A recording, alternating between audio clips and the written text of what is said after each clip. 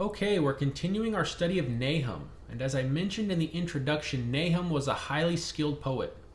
Some of the commentators try to bring this out by translating the book into a more poetic style of English. And I want to start today by reading Dwayne Christensen's translation of Nahum chapter 1, verse 1 through 8. And Dr. Christensen is one of those scholars, he's tried to translate it into a more poetic style. So I'll do my best to read it to bring that idea out. So Nahum chapter 1 verse 1 through 8. The exposition of Nineveh. The scroll of the vision of Nahum the Elkoshite. A zealous and avenging God is Yahweh. Avenging is Yahweh and a Lord of wrath. Avenging is Yahweh against his foes, and he rages against his enemies. Yahweh, he is slow to anger, but great in power, and the guilty he does not acquit. Yahweh, in the whirlwind and in the storm is his way, and the clouds are the dust of his feet. He blasts the sea, and he dries it up, and all the rivers he desiccates. They wither away, that is, Bashan and Carmel, and the green of Lebanon withers. Mountains quake before him, and the hills melt away. And the earth reels before him, and the world and all who dwell in it. In the presence of his fury, who can stand?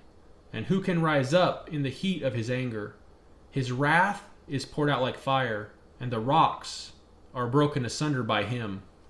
Good is Yahweh, indeed a stronghold in the day of distress. And he knows those who take refuge in him. And in the sweeping torrent, a full end he will make of her place, and his enemies he pursues into darkness.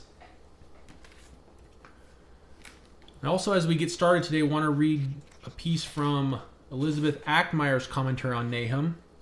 She says, Nahum is not primarily a book about human beings, not about human vengeance and hatred and military conquest, but a book about God.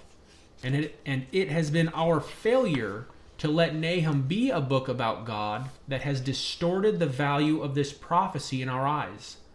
We human beings sometimes want to remain the judges of human history, the sole arbiters of right and wrong, and the last warders of proper conduct. In our role, then, as magistrates over human life, we decide what God himself can and cannot do. We decide that God cannot destroy the wicked, that it is God's role only to forgive, and that, indeed, there are no wicked and righteous on the earth, but that all are equally guilty. A loving God, as pictured in Jonah and in the New Testament, would forgive the sins of Assyria, just as, and this is the final pride, he will always forgive our sins. We dismiss Nahum as inferior to our sense of what is proper. So, a lot of modern Western readers of the book of Nahum don't like the fact that there's so much judgment and wrath and destruction and vengeance and so forth in the book. So, Elizabeth Ackmeyer there is addressing that issue, and we see as we go, we'll see a lot of the commentators actually address that issue similarly, that it would be completely wrong of us to dismiss Nahum because of our Western culture and our idea that we don't like vengeance or whatever, which in fact I think everybody, to an extent, most everybody does want some type of justice. Everybody wants justice, but when we read about it as forcefully as Nahum records it, a lot of people in the West have a problem with that.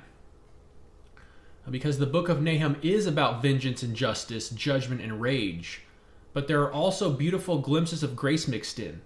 And as Nahum begins, we are immediately introduced to Yahweh as the divine warrior taking vengeance on his enemies, as the divine refuge and protector of his people, and the divine sovereign who conquers all would-be usurpers. Now, the idea of a divine refuge and protector, I think just about everybody likes that. But when we get to the idea of vengeance and conquering, that's when a lot of Western readers familiar that were raised in the culture that we were raised in, Like, oh, we don't like that too much. But these are all aspects of the character of God, and these are all things that, as I said, everybody wants when it applies to themselves. When, we want God to go get our enemies, kind of similar to Jonah. We want God to go get those guys when they hurt us, but when it applies to us, like, ooh, we don't want that. But God does not play favorites, and both aspects of God's character, both the mercy and the justice, do play out and are necessary. We talked a lot about that in Jonah, and as Nahum is Jonah part 2, we're going to discuss that again, just from the other side. As Jonah was focused on the mercy, Nahum is focused on the vengeance, on the justice. And I'm going to read here Psalm 97, and I want us to notice the strong similarities between Nahum that I just read from Dr. Christensen and Psalm 97. So Psalm 97, it's not that long, so I'm just going to read the whole thing. It says, Yahweh reigns, let the earth rejoice. Let the many coasts and islands be glad. Clouds and total darkness surround him. Righteousness and justice are the foundation of his throne. Fire goes before him and burns up his foes on every side. His lightning lights up the world. The earth sees and trembles. The mountains melt like wax at the presence of Yahweh, at the presence of the Lord of the whole earth. I'm going to break in here to make a comment. This phrase, the Lord of the whole earth, is important. The message of Nahum and Psalm 97 are cosmic in scope.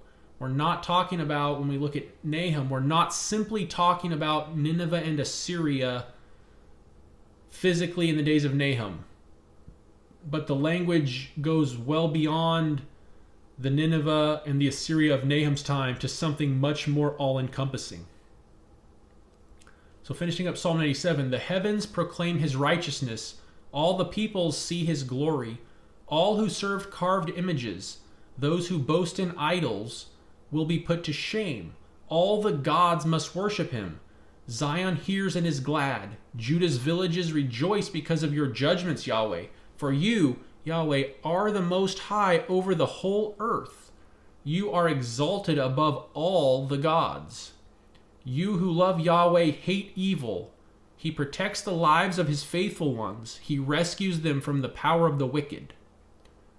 Light dawns for the righteous, gladness for the upright in heart. Be glad in Yahweh, you righteous ones, and give thanks to his holy name. So as I said, there are multiple references and similarities between Psalm 97 and Nahum chapter 1. And one of the things that we notice in Psalm 97 is the multiple times that the gods are mentioned. So if there's a close relationship between Psalm 97 and Nahum, where are the gods in Nahum chapter 1? They don't show up quite as obviously in the English as they do in the Hebrew, but don't worry, they are here, and we'll get to them in our next study as we'll see God judging them as well. So getting started here on Nahum, we'll actually get into a verse here today, an analysis of one verse. And it's going to be obviously verse 1. The pronouncement concerning Nineveh, the book of the vision of Nahum the Elkoshite. So far from being simply an introduction, this opening verse is integrally connected with what follows. And this verse is itself poetic. I'm going to try to describe, just using audio here, what the scholars point out. And that is that in the Hebrew, the final letter in 4 consecutive lines, starting at the end of verse 1 and going through verse 3a, the first line of verse 3, they form the name Yahweh. And this is what scholars call a telestitch. It's another evidence of the intricacy of the design of Nahum, the design of the author, the skill of the poetry. If you guys have heard of the idea of Bible codes, some of them I don't think are legit personally, at least not the way that they're often used, but this one, the scholars do point out that, again, the ending letter of these 4 lines form the name Yahweh. And Dwayne Christensen says, as a form of literary art, there is no composition in the whole of the Tanakh that surpasses the book of Nahum in terms of its technical achievements as a work of Hebrew poetry at virtually any level one chooses to explore. And Elizabeth Ackmeyer makes a similar statement when she says in her commentary, the interpretive riches of this opening hymn are almost beyond enumerating, for we have here only a little less than a complete presentation of the biblical witness to God's person, the testimony to his covenant love and to his patient mercy, his intimate knowledge of his own and his protection of them, his just lordship over his world and his might in maintaining his rule, his specific but also eschatological defeat of all who would challenge his sovereignty. The God portrayed here is really God, different from all lesser imitations, and different too from those impotent idols that we often project upon our universe. So those are two pretty powerful statements by the scholars when they analyze this poetry and the way that the skill of the Hebrew brings out these pieces of the character of God, about his nature, about his character, and just the skill with which the Hebrew does that. The beauty of the work in the Hebrew language. And as I mentioned last time, it's difficult to translate that into English just because of the poetic style of the Hebrew. So we'll do our best to bring that out as we go. So you notice the very first word here in the book of Nahum, pronouncement, this is the Hebrew word massa. And this word is used 9 times by Isaiah in his prophecies against the nations. Some scholars believe the term massa connotes the burdensomeness of the message. And massa also appears to be a technical term for a prophetic oracle which underscores the divine origin of the message. Some suggest also that the term indicates the prophet's own record of a vision Yahweh shows him. And the term is associated with lifting up of a skillful song and carries the meaning of lifting up the voice in 1 Chronicles 15. So the term itself, massa, does carry a dual meaning, and we'll get into that more in a minute here. But while it's used in the burdensome sense when it's the Lord's message against the nations or to the nations, as Isaiah and Nahum have use of the term, it's not always negative. As in 1 Chronicles 15, it's a positive thing of lifting up these songs to the Lord.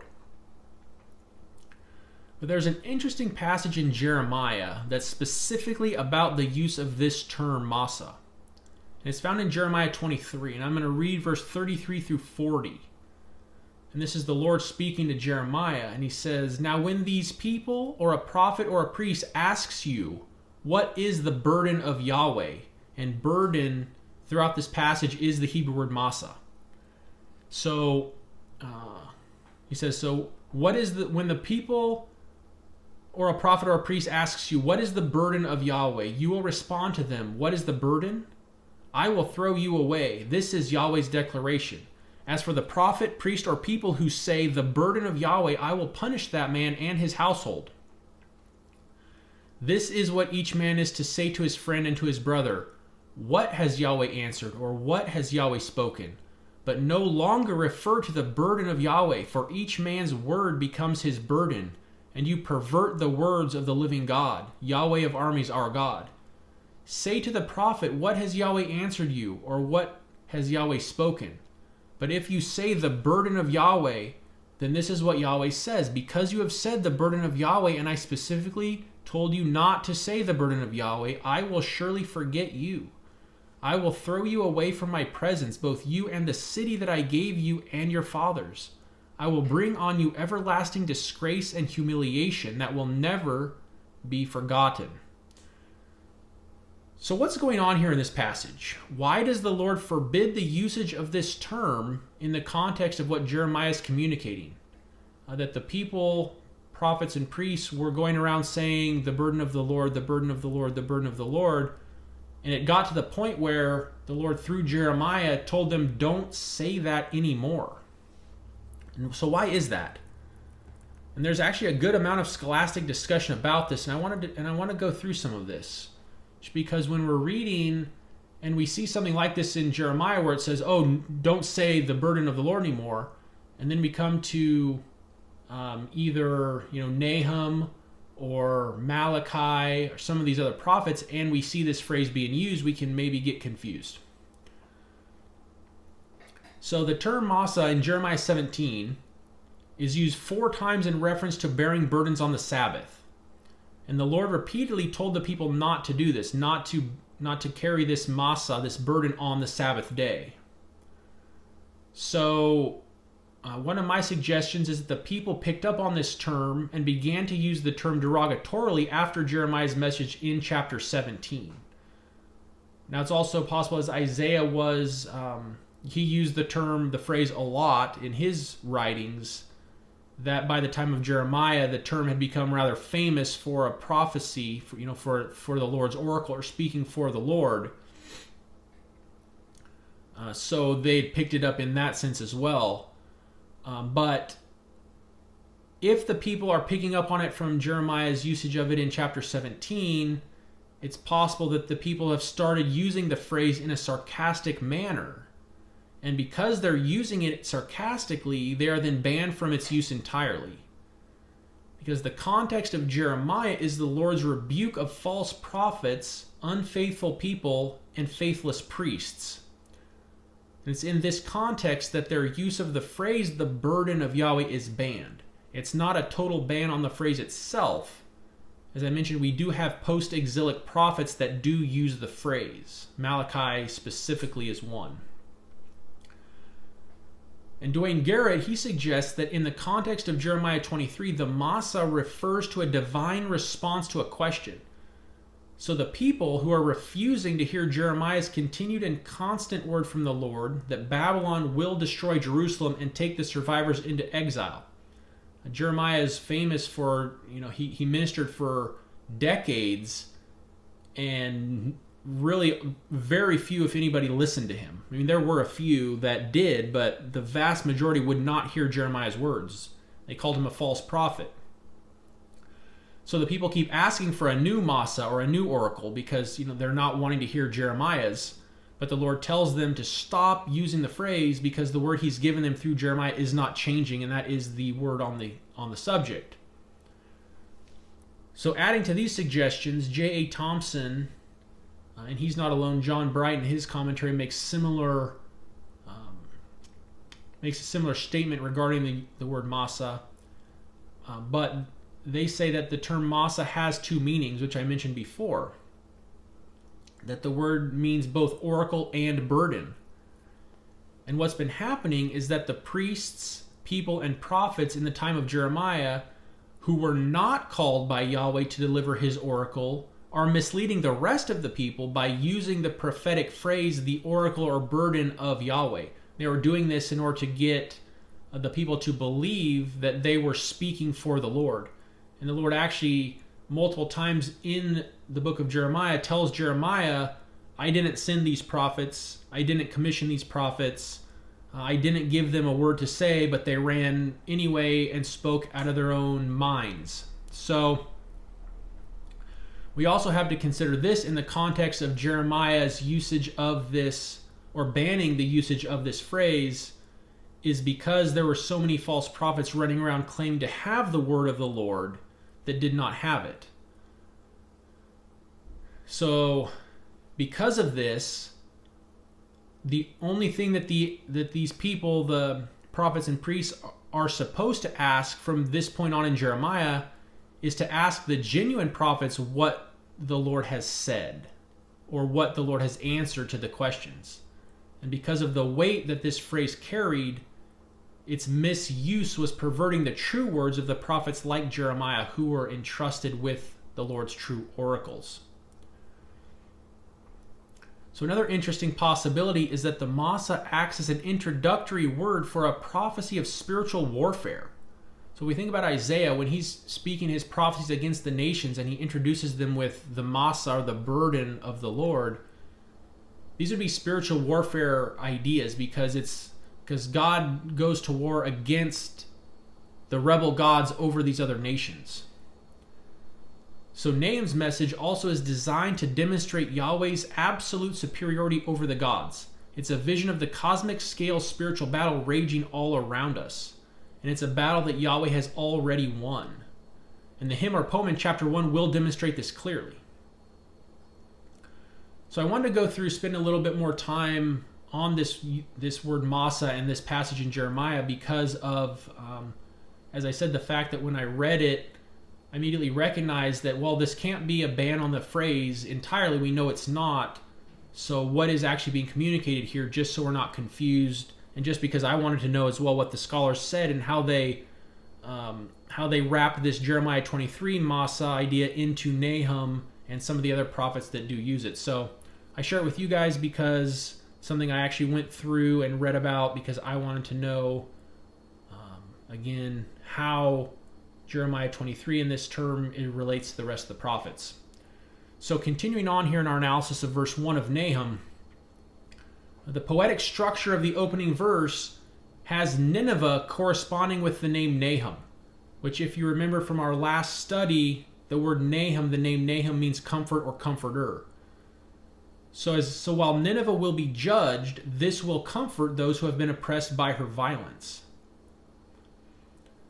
And we will also notice as we go that Nineveh is referred to in the feminine throughout Nahum.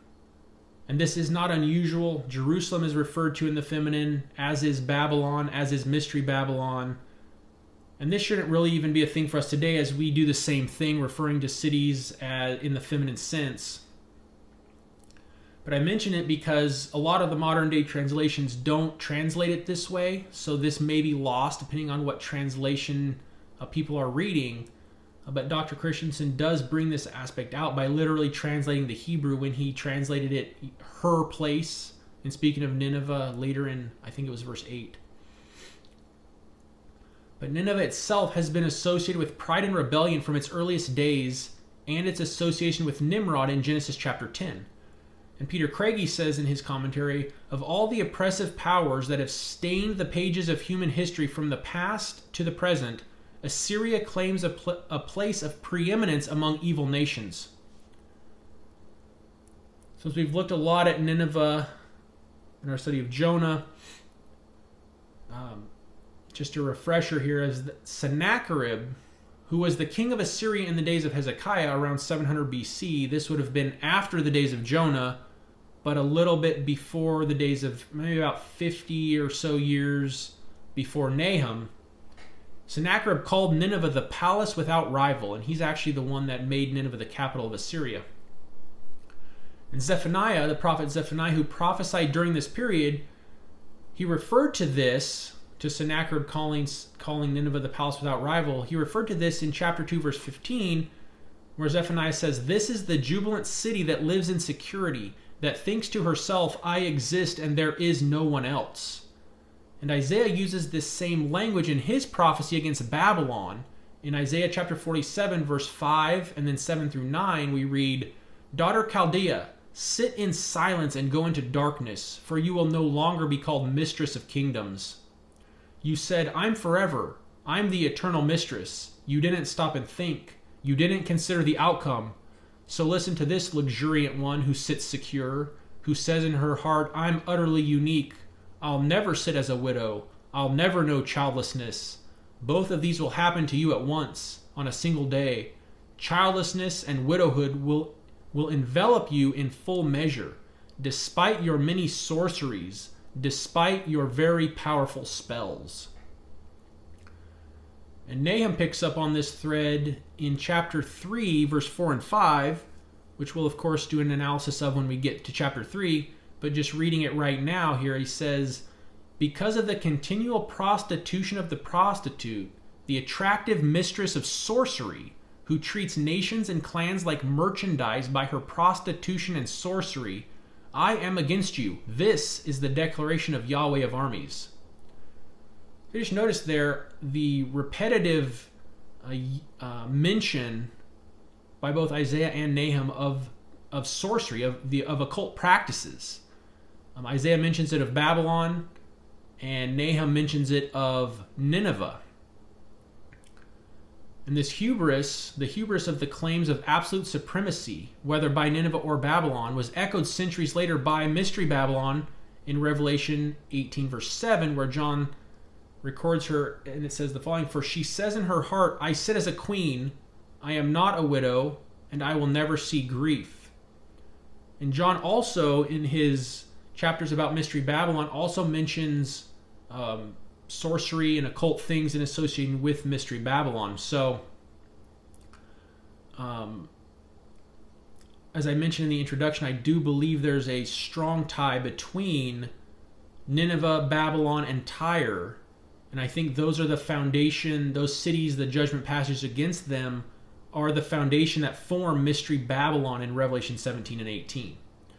So we see Nahum, Zephaniah, Isaiah, and John all prophesied the complete destruction of the one who makes these claims of absolute supremacy, absolute superiority, who do occult witchcraft, sorcery, and spells to seduce and deceive the nations. So again, I point this out here because I want us, as we go throughout the book of Nahum, to notice the close ties between Nineveh, Babylon, and Tyre in their relationship to Mystery Babylon. Because I do believe that the prophecies of Nahum have a yet future fulfillment to them when we get to Mystery Babylon. And so I want us to keep a close eye on the connection as we proceed forward through Nahum, because I think it brings more maybe of an interest to things when we can look at it and say, oh, this is yet future for us, so we can see some of these things play out and continue to form in our own lifetimes, perhaps, in our own studies in our own countries. As we look at the news and we see things happening, we can still see the prophecies of Zephaniah, Isaiah, and Nahum. They still are relevant, and they still have, and Ezekiel as well, they still have a yet future, something that's going to happen to have all these things wrap up in the eschatological passages of the book of Revelation. And Nahum is also unique among the prophets in that the entirety of his book is characterized as a vision, something that he saw. And Dwayne Christensen says that the phrase "to see a vision" describes the prophetic function of revealing what is otherwise unseen or unknown. The usage here functions as a clue to the reader to look for hidden meaning in the literary work that follows, for dimensions of that text that carry us into the world of cosmology and mythology. And we've talked before in our studies about the concept of true myth. We dealt with this when we were talking about Jonah and the dragon that swallowed him in Jonah chapter 1 and 2. And Dr. Heiser has also actually written a book titled The Myth That Is True. And something that I didn't know is that J.R.R. Tolkien and C.S. Lewis also used similar wording to describe Christianity. And C.S. Lewis said in one of his letters, he said, quote, "Now the story of Christ is simply a true myth. A myth working on us in the same way as the others, but with this tremendous difference, that it really happened," end quote. So I thought that was very interesting. I didn't know that Tolkien and Lewis had that same idea of Christianity being true myth in that sense. And Nahum's poem in chapter 1 is layered with this idea. The language we'll see go far beyond the physical realm to communicate cosmological and quote-unquote mythological war between Yahweh and all who oppose him. We'll see an allusion to Yahweh as the cloud rider, Yahweh attacking the gods of chaos, judging the watchers and the gods of Babel, and finally the human agents who stand in enmity against him. And as mythological as this may sound, these things really happen and will happen at the close of the eschaton. As I keep mentioning here, the end times application of the book of Nahum. And all these things are going to take us multiple studies to investigate, but I do believe will be well worth it and very interesting. So Elkosh, as I mentioned in the introduction, we aren't sure where Elkosh is. Jerome identified it as a little village in Galilee that was pointed out to him by a guide. And there were some 19th century scholars who believed Elkosh was the place that became known as Capernaum, which this location would place Nahum in the northern kingdom territory, which was taken into exile. or at least Nahum's hometown. Obviously, Nahum himself was not carried into exile. So if this location is correct, Nahum would have been descended from the faithful remnant in the north. So the prophet representing the surviving remnant in the north would be called upon to announce God's retributive justice against their oppressors. So as the Lord used Assyria to punish Israel for their sins, but Assyria's cruelty went well beyond what was appropriate, and now Assyria itself is going to be destroyed. And to bring this idea, take this idea actually from the scripture itself, I'm going to read a verse from Zechariah. And I'm well aware that Zechariah was a couple hundred years after Sennacherib, probably maybe 150 or so years after Nahum, give or take.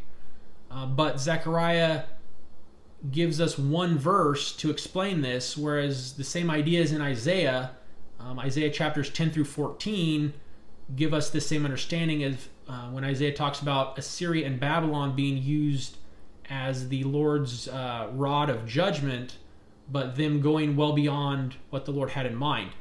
So again, and I also too believe that this verse in Zechariah is more broadly applicable than just describing the Persian kings. So it's Zechariah chapter 1 verse 15, and it's the Lord speaking. He says, I am exceedingly angry with those carefree nations. Though I was somewhat angry, they added to the violence. And because of this, they didn't do what the Lord sent them to do, and he's going to judge them for what they did to his people. And it would be just like the Lord to send a prophet from the north, from the very area the Assyrians were sent to punish, to announce their own demise, the demise of Nineveh.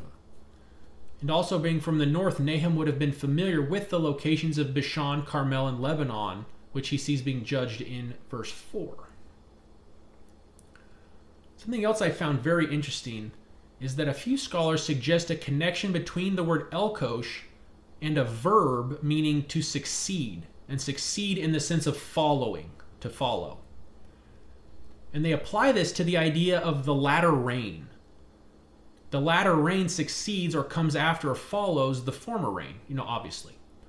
And in Deuteronomy chapter 11, verse 14, we read, Then he will send the rains in their proper seasons, the early and late rains. And in James chapter 5, verse 7, we read, Therefore, brothers and sisters, be patient until the Lord's coming. See how the farmer waits for the precious fruit of the earth and is patient with it until it receives the early and the late rains. So far you might be thinking, what does that have to do with Nahum at all? Well, very interestingly, is that the scholars who make this connection say that Jonah represents the former rain, and Nahum represents the latter rain for the city of Nineveh. And I just thought that was really interesting. Jonah was sent 150 or so years later. Nahum was sent. Jonah is the former rain, led to repentance. Nahum is the latter rain that leads to judgment. So anyways, I thought that, again, was a really interesting idea. So as we wrap up today, and we are going to end here and just looking at verse 1, I'm going to read a quote from John D.W. Watts. He says the following, Nineveh is no ordinary city for the prophet, nor is Assyria just another degenerating civilization. They stand for the ultimate supernatural evil that frustrates and suppresses the purposes and people of God, and the basis for hope that his power and justice will ultimately conquer all evil. So as we continue through Nahum, we will see the broad scope of the supreme power and authority of the Lord exercised. Through studying Nahum, we'll see the judgment of Yahweh poured out, starting with the gods of chaos and continuing all the way through human evil until there are no foes left. It's all-encompassing, which again, to me, gives it a clear eschatological component. That in our world today, we still see foes, we still see enemies, we still see God-haters, we still see the powers of darkness. All these things are active in our world today. So this complete end of the enemies of God, as we'll see when he talks about chasing his enemies into darkness, we don't see this having happened. So again, there's a yet future eschatological ultimate fulfillment of all these things that we're going to be studying in Nahum. So I think that, again, is why I'm so interested in doing this study.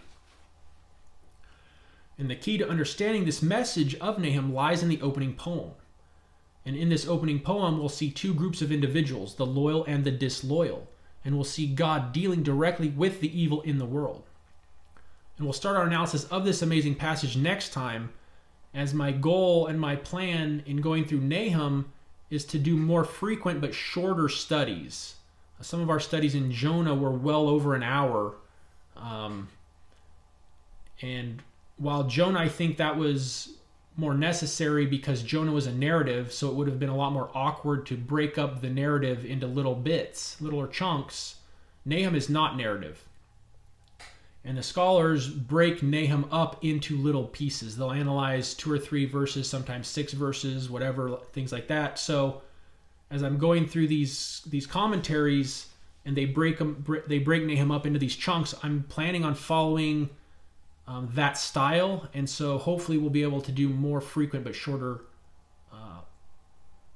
teachings, keep them at a more manageable length. So hopefully you guys are enjoying it. I know I'm enjoying doing the preparations, as I have about 8 or so commentaries I'm going through, and it's just really, really interesting to me. I've loved the Minor Prophets, so I'm having a lot of fun doing it. So hopefully you guys are enjoying it, and I thank you all for listening.